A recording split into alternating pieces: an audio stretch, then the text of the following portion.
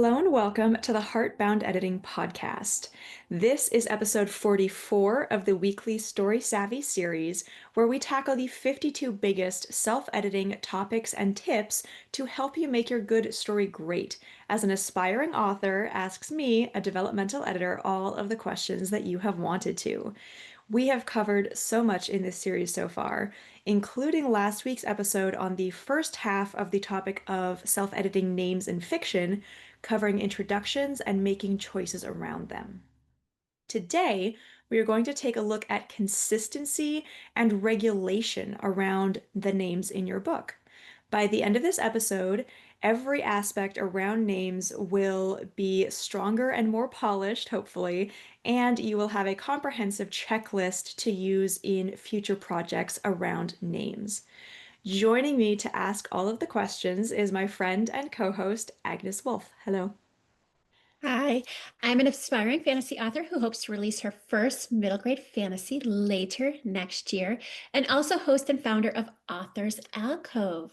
I'm here today to tackle the second half of this topic on names. So, do you want to just jump right back in where we left off last week? You were sharing different tips. Is that what you want to do? Absolutely. So we got through steps 1 through 7 last week. So picking up where we left off, task number 8 on this checklist is uh, so these are questions to ask yourself as much as they are tasks. So I've tried to phrase them as such. And that question is, what is my full list of character names or characters?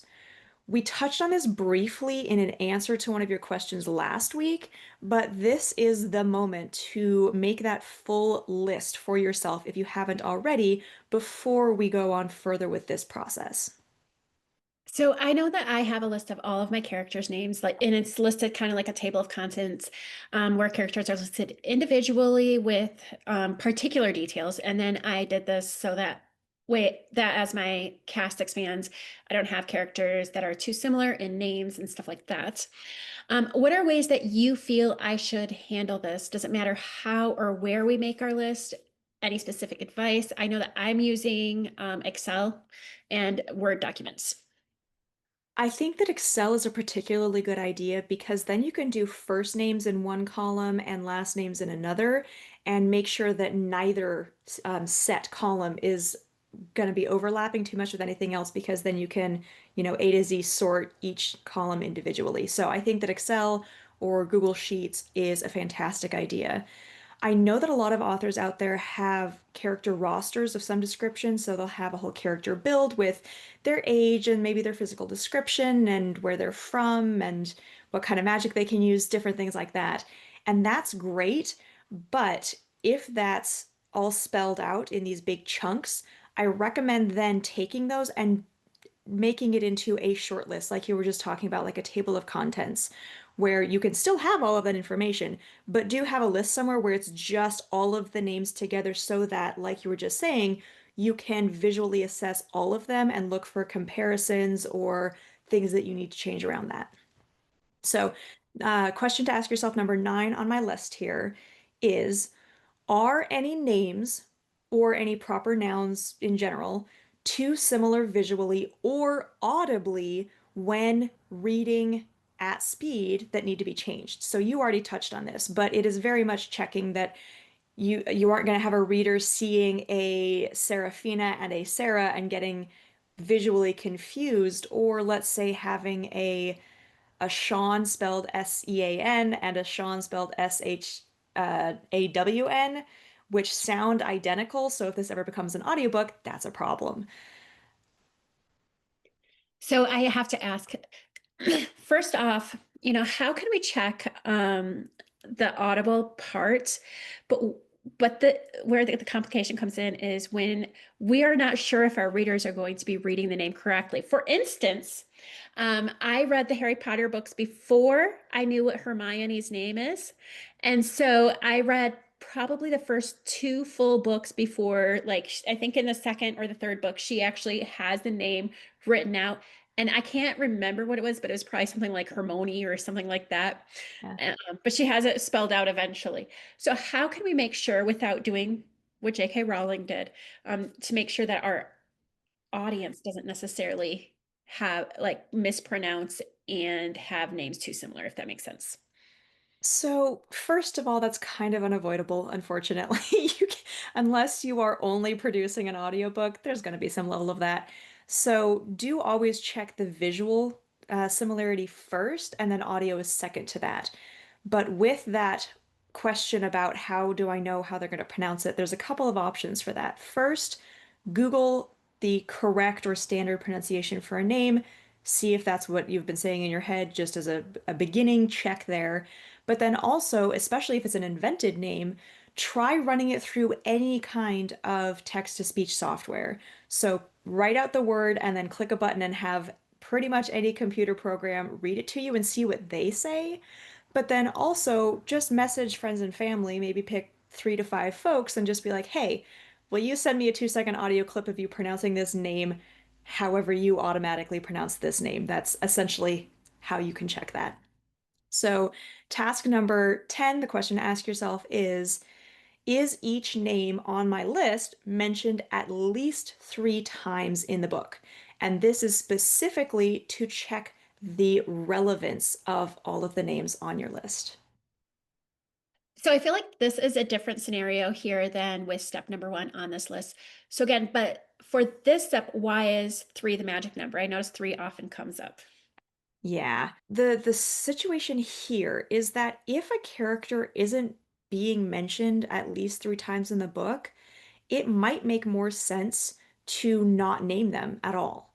So if a character isn't being named 3 times in the book, it kind of falls into one of two categories. Either they used to be more relevant or they're going to be more relevant in the future, so you're just trying to kind of keep them present and not forgotten, or they can just be scrapped entirely.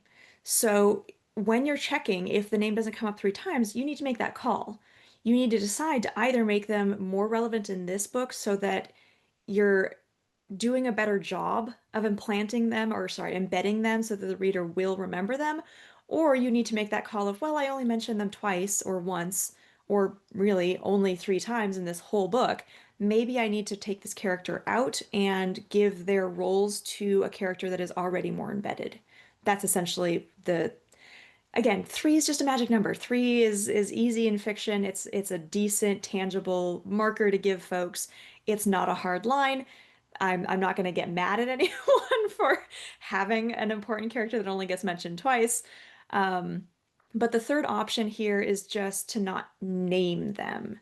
So if this is a character that you want to introduce or have do something small, try just giving them a placeholder title, like the innkeeper instead of Dylan.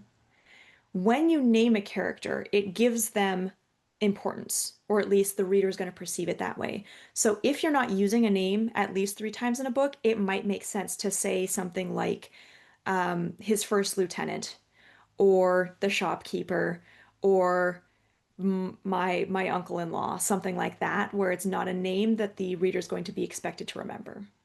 So task number 11 on our checklist here, that question is, are all of my invented words, so that can be for objects, for magic systems, for places, anything like that, are my invented words used at least 3 times? If not, do I want to reconsider just using an established normal word for it to avoid it coming across like a red herring or confusing my reader? Do you mind just re-explaining what a red herring is? Yeah, so a red herring, I'm sure you can Google a more concise definition, but it's essentially when you present something like it's going to be a big deal and a big hint or a clue or whatever like that, and it ends up being a mislead, a false sense of that clues or that detail's importance. So moving along from there, step number 12, the question to ask yourself is, if I have invented any names for my world or characters, have I checked a few different things around them? Number one, have you checked that they haven't actually already been invented for something else? You can check this just by Googling the word, maybe try some different spellings that might be pronounced the same way, and make sure that you're not getting major hits if you want it to be really, really unique, or at least that the results you're getting aren't terrible. The second thing to check within this step is that none of your invented words, so specifically about objects and places and things like that, are too visually or audibly similar to other words in the book or existing words. So you can check this by saying them out loud, checking them with text to speech, asking some friends how they would pronounce that word, or just reading it and adjusting to what you were going for a little bit better. And to clarify this point a little bit more, because I realized I kind of got off track here, um, what I mean by being too similar to already existing words is, for example, I've edited fiction where someone had invented this very cool name for a character, but one of the vowels is pronounced exactly the same way as another vowel, and that word actually means something in the English language. And when I pointed it out to them, they were kind of shocked and horrified. So you want to avoid accidentally doing that to yourself in your own work. And then, very closely related to step number 12, question number 13 to ask yourself is, does my chosen spelling of a name sound how I want it to through one or more text-to-speech softwares? Especially if you're inventing names, if you put it through, let's say, Speechify and Google Docs read aloud and Word, so Microsoft Word read aloud, and none of them pronounce that name how you intended it to be perceived, you might want to tweak your invented spelling. That seems pretty straightforward. Yeah. So, question number 14 on our list here is, are there any names that I want to change either for sensitivity reasons, because they were placeholders, because the vibe of the character is different in reality than you expected when you were planning it, or for any other reason? And very closely related to that, question number 15 is, am I consistent with my name for each character throughout? Have I double checked that? And have I checked that I didn't miss any uses of the old character name when I was changing it, perhaps due to spelling errors or any other reason like that? So if your character was originally named, let's go back to Dylan, and you change it to Mortimer, then you need to do a search for Dylan and make sure that you didn't miss any, but also maybe check for near misspellings of Dylan in case that happened while you were drafting and now it's not showing up in searches because it's one letter off. And then also just to add a little bit to what I'd listed earlier about sensitivity reasons, maybe you had done research on that topic back when we did a whole episode on that, but you hadn't really picked a new name that felt better or more appropriate.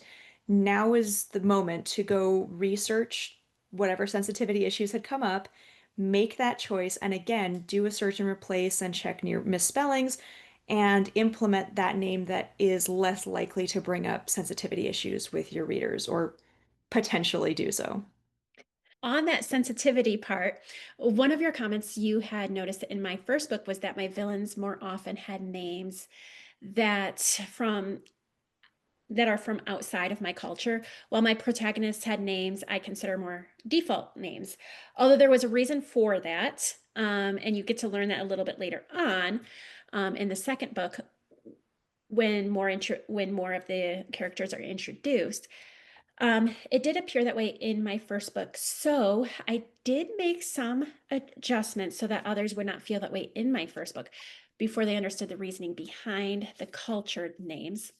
But I think this particular topic is a good thing for people to think about, especially in a sensitivity reading. What are your thoughts on that? So, yeah, I feel like I kind of already touched on this, but it is a good point that sometimes, especially around names, you need to consider, is this getting explained now or is it getting explained later? And knowing that your reader won't have information from their own reading future, do I need to step back? Do I need to reconsider this?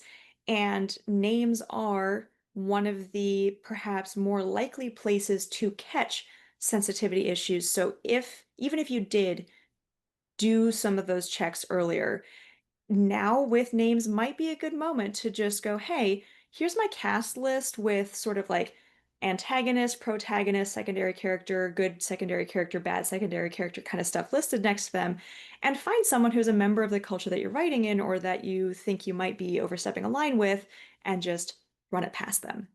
Number 16 on our checklist here, last question to ask yourself is, are there multiple possible spellings of a character's name which I may have accidentally used? And or what ways have I personally caught myself misspelling one of my character's names in the planning stage, in drafting, or in editing? And if I make a list of all of those and search them, what results come up? So I do have a question about this because this is relevant to my particular story. What if an author has a character that intentionally goes by multiple names, like an old one and a new one? That's mine. But also if there is actually a real reason why they might have two different spellings to the same name. Sure. So if your character has an old name and a new name, and that's like canon within the story, so they change their name for some reason, that's fine. Just make sure that that's clear within the story. Make sure that the reader isn't going to get confused about it, and perhaps now and then bring that old name back up and just go, "Oh yeah, no, I've changed my name." It's all about clarity with the reader for that level of your question. Um, as far as a reason to use multiple spellings, so, for example, just to clarify where I'm talking from here, I've already talked about misspellings a little bit, but there are names like Rebecca that have multiple spellings, or like Sean, like I mentioned earlier, that can be Shawn or Sean. So if you have a situation like this, if those are two different characters, that's a problem. You need to change one of the names.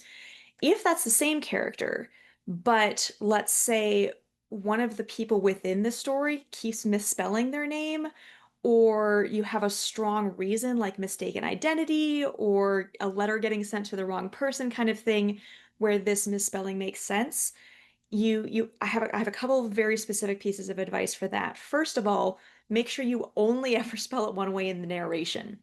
You, as the author, need to know the right spelling, and the wrong spelling should only ever come up when something within the world is spelled out with that wrong spelling, and you make it clear that this is a piece of writing in the world rather than coming from the narrator, if that makes sense. And then my other piece of advice here is just handle it all carefully. Again, clarity for the reader about what the right spelling is, and especially the fact that both spellings refer to the same character needs to be fairly explicit on the page and brought up occasionally if it's an ongoing thing. Okay, so I do want to ask one last question before we go, and it has to do with actually my own writing. Is I was so afraid of being repetitive, and so I have a king in mind, and I refer to him sometimes as his name, sometimes as the king, sometimes, and I kept going back and forth because I didn't want to keep saying his name over and over and over. What are your thoughts on that, and how do you feel it's best to handle that? Some of this choice is just stylistic, meaning it's down to things like genre or just the personal tastes of the writer.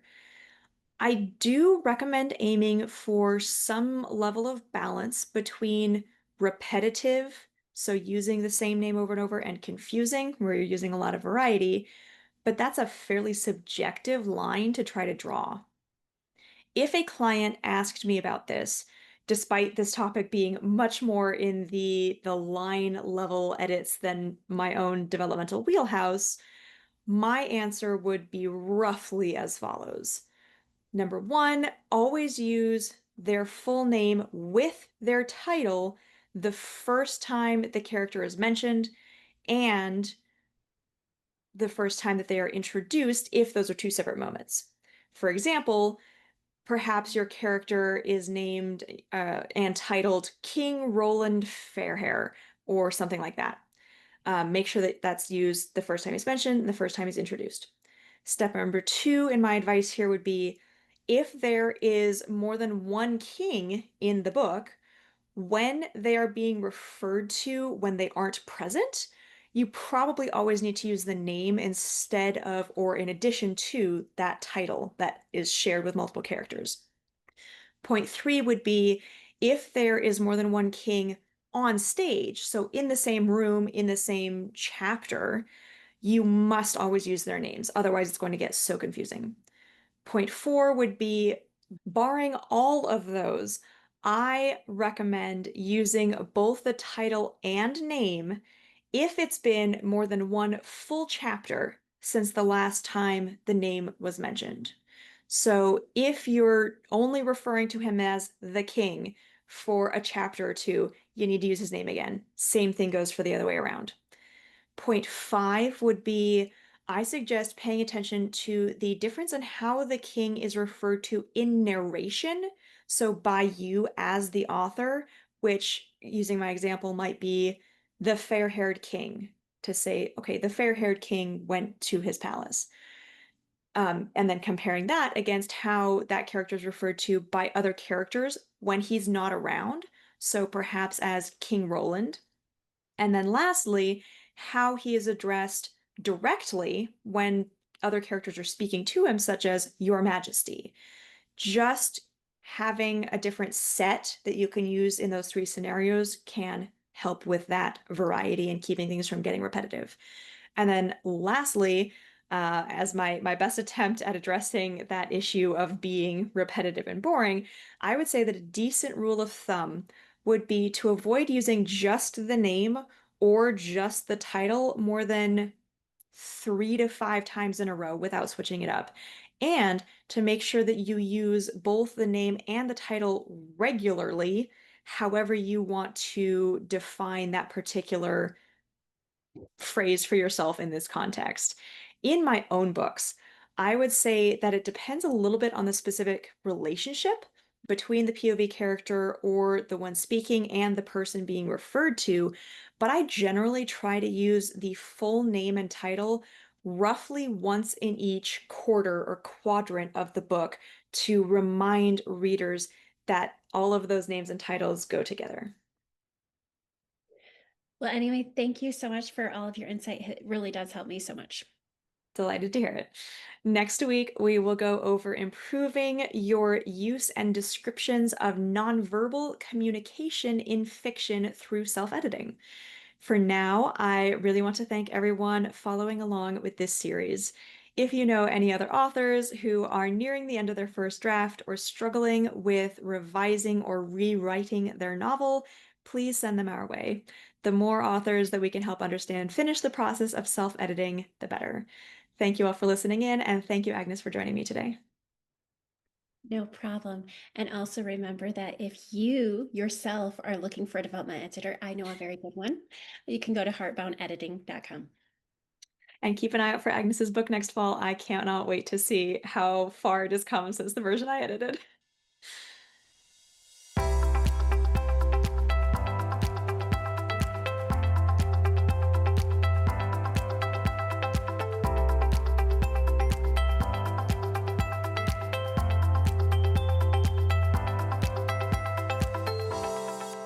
Thank you so much for listening to the Heartbound Editing Podcast. I look forward to bringing you more content to help you make your good story great so it can change lives and change your world. Follow along to hear more, or visit my website linked in the description to learn how I can help you and your story to flourish. See you next time.